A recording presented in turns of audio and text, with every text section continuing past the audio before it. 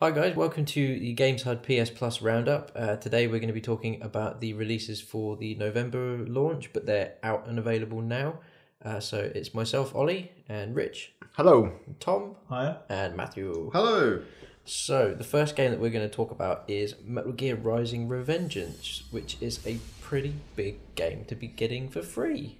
Yeah, Yes. and considering it's only just come out like this year as well, I'm really surprised by it, but amazing game, isn't it? Let's face it. I'm the only one who hasn't played it. Yeah. So, yeah. And why not? I'm very happy about this. Because I didn't want to spend 40 quid on a 5-hour game. Yeah, that's fair enough. It is extremely short, but it is 5 or 6 hours of pure awesomeness. Cool. There's just no, there's no filler. let up. Yeah, I mean, we were playing it earlier. Well, I didn't play it, but again. But, I was thoroughly impressed. And because it's by Platinum, I suppose it's Absolutely. going to be share the same kind of dynamics as Bayonetta, which I loved. Yes, So. Yeah. it's exactly that. I mean, it's the kind of Metal Gear game that if you're not a fan of the stealthy business of Metal Gear, then you're going to love this. And I think hopefully fans of Metal Gear really enjoyed a Raiden story because it's just a And really hopefully good game. they'll find it a refreshing break from the usual style of gameplay. Sure. And obviously the Metal Gear universe is such an incredible, massive world, to explore and stuff. It's great, seeing that in a different way. Sure. But Raiden's always been like a fan favourite, hasn't he? Well, not always. I think people disliked No. him in Metal Gear 2. They But disliked him heavily until Metal Gear 4. Yeah, Metal Yeah. Gear 4. Then everyone wanted to play as him, Yeah. and then they actually kind Yeah. of listened and they Absolutely. they made this. So I think I think it's what you said before, Ollie, about how short it is. It might be them testing the water perhaps for a longer or something else. just seeing Kind of whether game people like it or not. expand on it more. I'm sure they'll make another one because it's awesome. Yeah. It's really good. I mean, they're going to expand the Metal Gear universe, however, whether we like it or not. So yeah. it's yeah. Yeah, it's a thoroughly enjoyable game.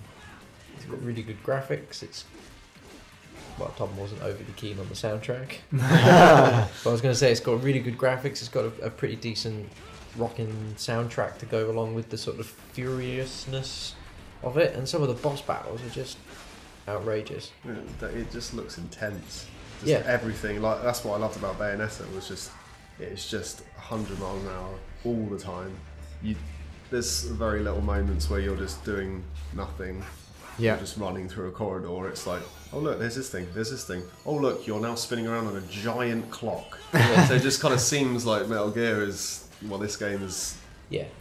It's got a great control Very. system as well. Obviously, you've just got light and heavy attacks. You've got a counter button. You can obviously dash around and jump around. Tons of moves to unlock. Obviously, on top of that, you've got blade mode, which is possibly one of the most fun things in the world.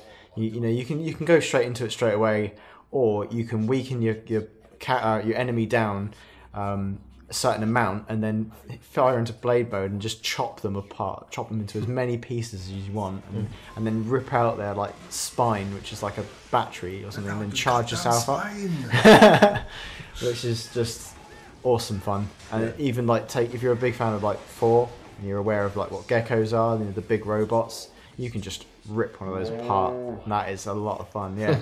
I really Why are they making them move? I I don't need to look at that article because there was an article a few years ago after Metal Gear 4 came out, and someone asked him why they move, and I can't remember what he said. I need to look it up. It's Awesome.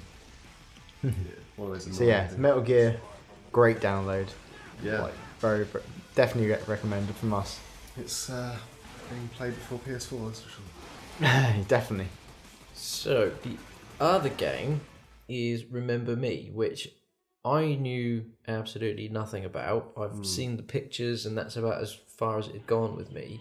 And, Yeah, I hadn't played it either. Didn't know much about it. No, It's out 4 months ago. Yeah, Which it's is not a very good long. Again, testament, yeah. really surprising that it's surprising and not surprising really that it's a free download because obviously it's only just come out, but it did I think we all know it did kind of flop. It didn't have any publicity at all. No. It always looked like a sorry. always looked like a cross between Mirror's Edge and like just an action game. I guess after we played it, it's sort of we realised why it didn't get great scores. Really, we didn't really engage with it. Really, did we? I mean, we played a good half an hour, didn't we? Like we do if we haven't played a game before. And it's such a slow burner. Yeah. But again, we can't really be fair on it until we played more of it. Yeah. But the only thing that I think we can be fairly fair about, or the thing that frustrated me, the point where I ended up passing the controller to you, Tom, and start smacking my fist against my palm saying, "Why won't it work?" It was just that combo system. Yeah. Just your general fight. If you want to start fighting, you have to enter a menu and punch in a combo system.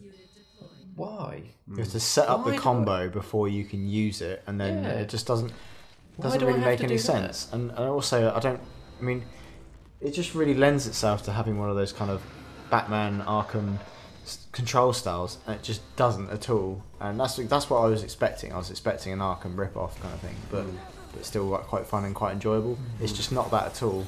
Any game that has like a combo system where you can button bash is great if it works. And any game where you have to do it perfectly timed is great if it's really nicely implemented. But this just didn't seem to have that sort of flow to it. It felt very sluggish, didn't it? Yeah, like you'd have to either do it so quick, like that you just can't understand why it's not working.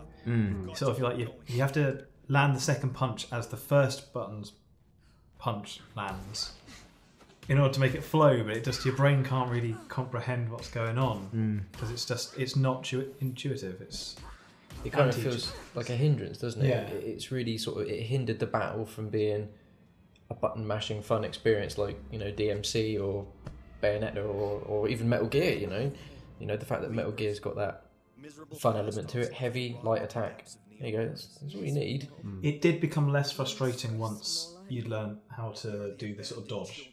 Yeah. Because up until that point, you kind of felt like you're just being hit by everyone, trying desperately to pull off a combo that didn't, for whatever reason, ever seem to work.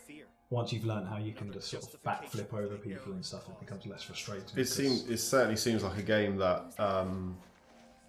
you have to jump through a hell of a lot of hoops to maybe get any satisfaction or enjoyment out of it. Yeah. Because obviously, the small amount that we played, we were getting heavily frustrated, but I'm sure it's one of those things that drip feeds you like Assassins does, where oh no, you've had everything taken away from you. Start from the beginning. Yeah, and sure. I'm sure what I've read and what I've seen on YouTube and stuff, it does seem that the combos and the fighting in particular does get a little bit more slick and possibly a little bit more entertaining. Maybe I think. Unfortunately, though, I get the impression it's a very linear, very narrow kind of game. Like the areas that you were in. I know we've not played much of it, so I can't speak for the rest of the game. But it just seemed like the areas were very small, not very much room to no room to explore, and you just get a vibe for certain games sometimes, don't you? I quite like it when games are linear if it's got a lot of imagination to it. Sure. A lot of the Uncharted games are actually incredibly linear when you think about it. But they're big, wide open spaces, and it feels bigger than it actually. Illusion. Yeah, exactly. Yeah. Space. When in reality, it's you've got a large space, and then you follow a really small preset. But this just feels very claustrophobic, doesn't it? Yeah, and it didn't feel like the climbing was hugely imaginative. And again, maybe that'll change when you end up with big skyscrapers and stuff like that. But at the beginning, it was a little bit sort of climb this drain pipe. And it tells you exactly where to go, and okay, that's kind of useful, but at the same time, the level design should be good enough, like Uncharted, where you instinctively know where to go because of the design, and it's the design's lovely, it looks great, but it's not it's missing that obviousness, so they had to throw in this little jump here type thing, and it's I think the perfect thing, I think what makes these kind of roundups so good is that if you haven't played a game before, you haven't heard anything before, first impressions are so important. And certainly for me, I've kind of been a little bit put off by playing this game now, definitely, because of just how slow it started and how it just doesn't grab you. Yeah, absolutely. It is a shame. But ho hum, But yeah, Ho hum. So we need to give quick mention to some of the other games we've got. So on the Vita, we've got Oddworld Stranger's Wrath, Yep. which I have no idea about. I'm presuming it's another Abe game. Yeah, it's really good. In that universe, I've played it on PS3. Perfectly go very well to Vita, I imagine. It's kind of open worldish, like Jak and Daxter kind of game. okay. A lot more gritty because it's in the Abe universe. Sure, it's a very dark universe. Yeah.